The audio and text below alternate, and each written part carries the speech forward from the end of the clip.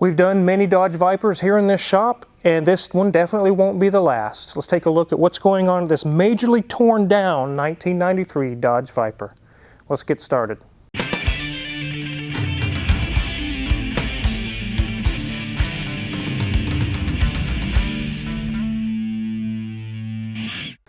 Besides making sure your car is properly maintained, you also need to protect it from those surprise accidents that can total your car.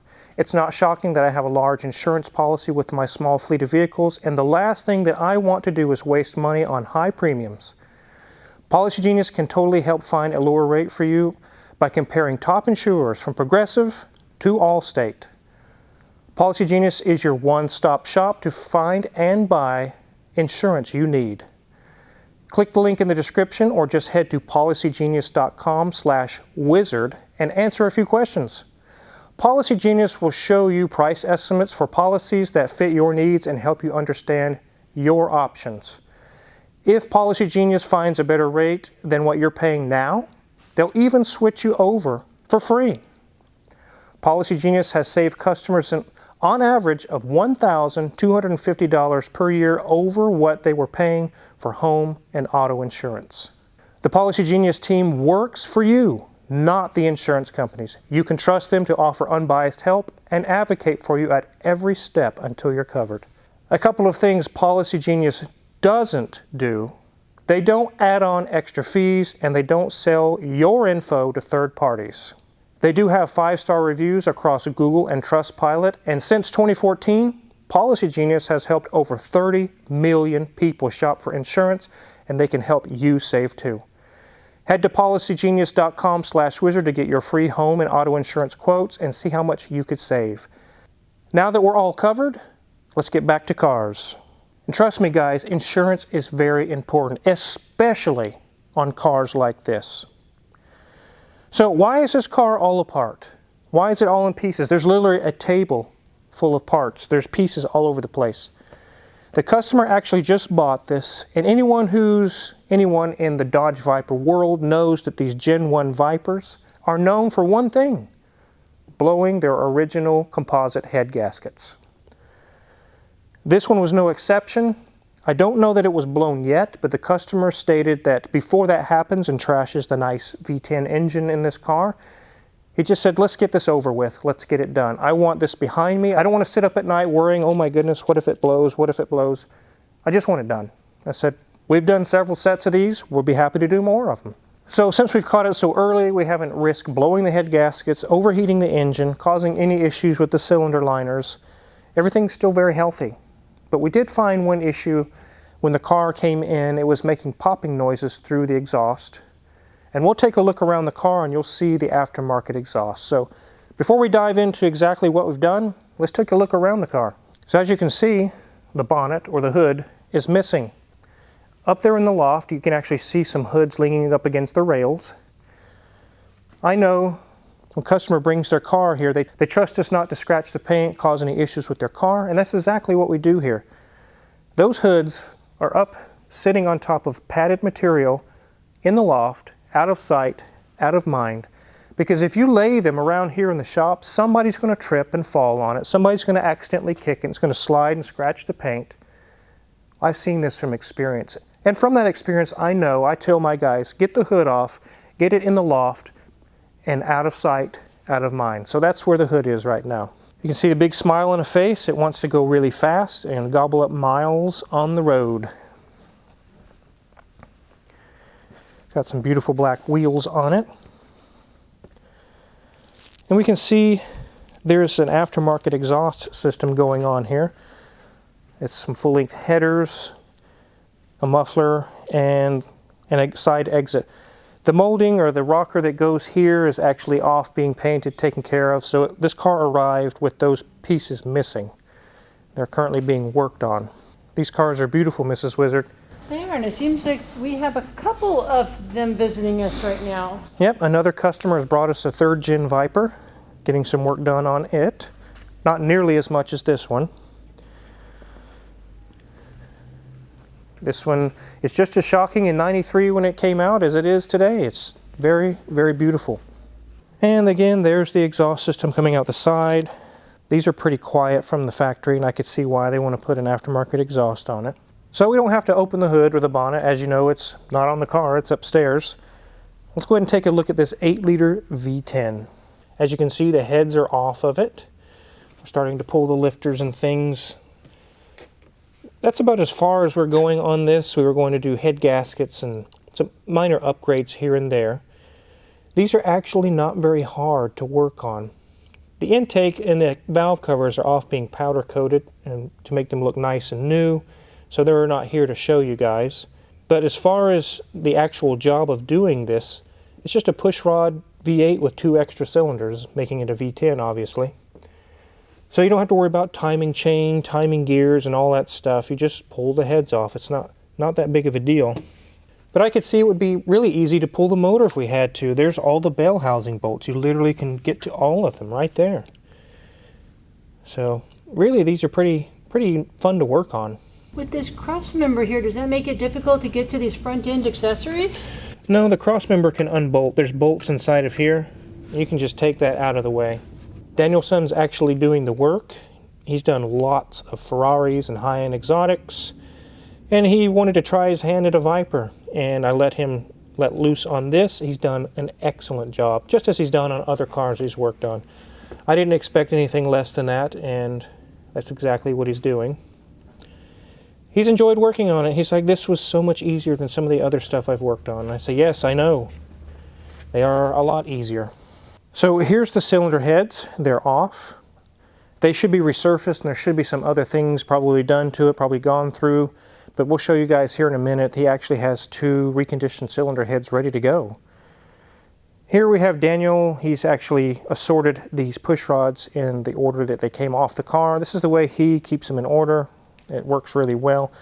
But one thing we did find, because it was popping through the exhaust, we thought it was an ignition problem, and it wasn't. It ended up being this push rod. Yikes. Bent. There's some issue going on with the lifters or something. So we'll be getting some new lifters, and you can see here there's the rocker arms. They're all lined up in a row, but it really doesn't matter that they're in order because it's getting roller rockers installed. Harlan Sharp is the brand. The customer supplied these to go on his vehicle, so we'll be upgrading these. Let's go take a look at the new cylinder heads.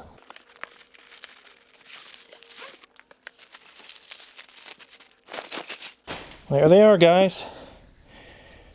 Nice and new and shiny and beautiful. They even chamfered the combustion chamber. Nice and resurfaced.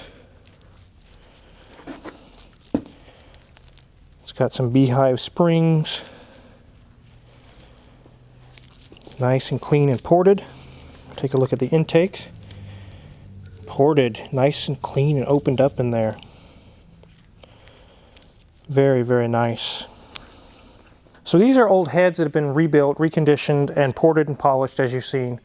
The old ones, I'm not sure what the customer's going to do with those yet. That's his choice. He'll take them home with him or whatever. But all the parts and things are pretty much been supplied by the customer. He just asks us to do the work because he knows we're going to do a good job.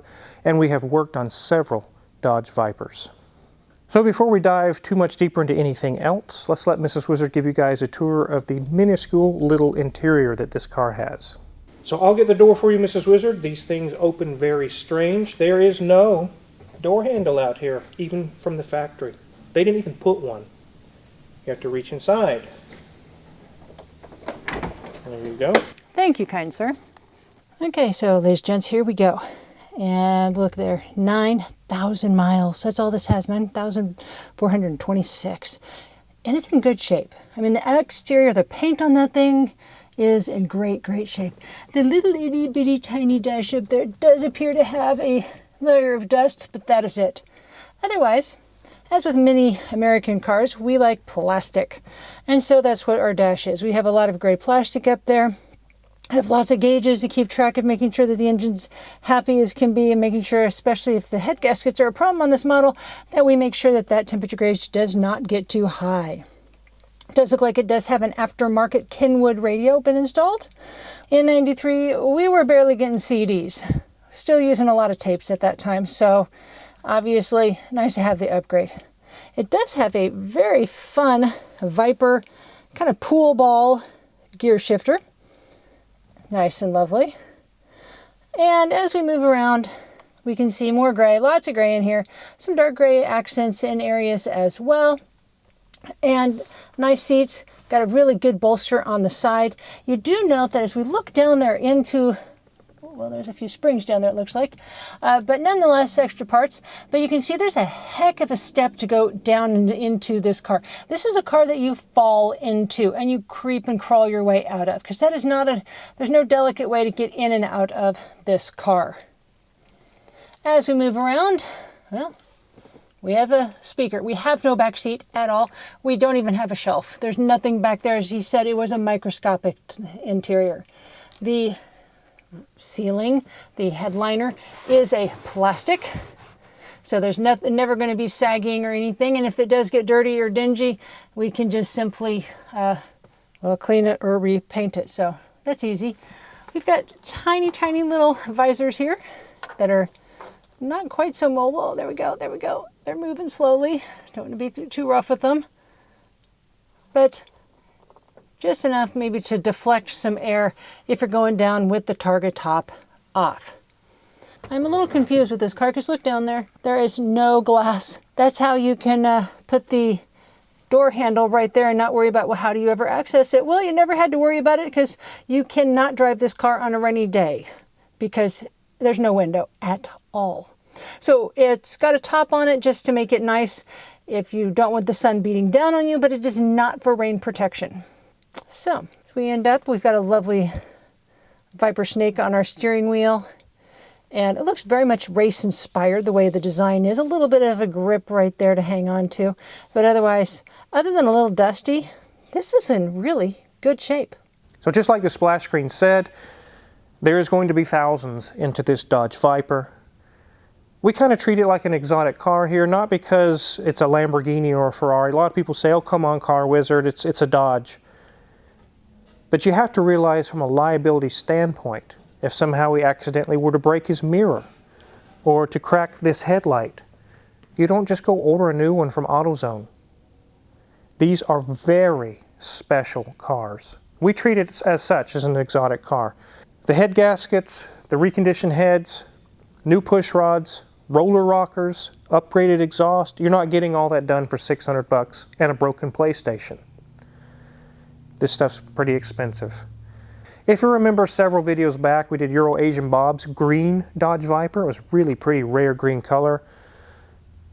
We basically had to go back in time to find the gaskets and parts. True, they're out there. They can be found, but they're not found quick like a Honda Accord or something. You have to really search. You have to find places. I remember many times going to specialty Viper websites and putting down the money. I need a set of head gaskets. And then I get an email that says, we haven't had those in over a year and we don't have them anymore. Okay, well, where do I go to get these? So getting parts from these can be kind of iffy. It can be kind of a stressful event to find all the parts and pieces you need. Is this worth keeping on the road? Yes, it's definitely worth the investment. When this thing is right and everything's in top notch, it is extremely fun to drive. Although they're not very fun to get in and out of, are they, Mrs. Wizard? No, they're not graceful. So the owner of the car did inform me that he knew he was looking for a Viper. He came across a set of headlights, $2,500. He bought them just because he knew he's going to need them possibly. And he reminded me when he was here that if you go to buy them today, they're $5,000 now. So we've seen lots of videos lately with careless mechanics working on some of the cars. We've had to fix the careless repairs. You don't put those mechanics on this type of a car. Accidentally drop the ratchet and smash the $5,000. That's what we specialize here. We work on expensive cars. We work on cars very carefully and very well. Except BMWs. Except BMW M3s that are literally death traps. We made sure that BMW would never be back on the road again. We possibly saved somebody's life. Because there'll be people out there that say, oh, it ain't that bad, Wizard, and they go and drive it and the brake line goes out or the structure starts to fail and they lose control of the car. It could kill more than one person. So, again, that car doesn't need to be on the road. It was entertainment. It will go on, though, to help other M3s stay on the road. So we'll give some updates on this Viper as we get it back together and get it back running again. We'll let you guys hear the awesome exhaust. Maybe give you guys a little cruise in it. It is really a special, special car. So we're not going to put this one on the lift until we're all done, and we may do a video and let you guys see underneath. This one's currently getting a condenser. It's got a hole in it, and the wipers quit working. We got that fixed already. This one's going to be here and gone before we even get a video on it, but they are both very, very beautiful cars. If you're curious what kind of tools that Danielson used to take these heads off of this Viper, check my Amazon affiliates link in the description below. All the tools we use in the shop are listed for sale there. And make sure to hit the subscribe button because there's always cool stuff coming in the shop and you guys don't want to miss out. Thanks for watching.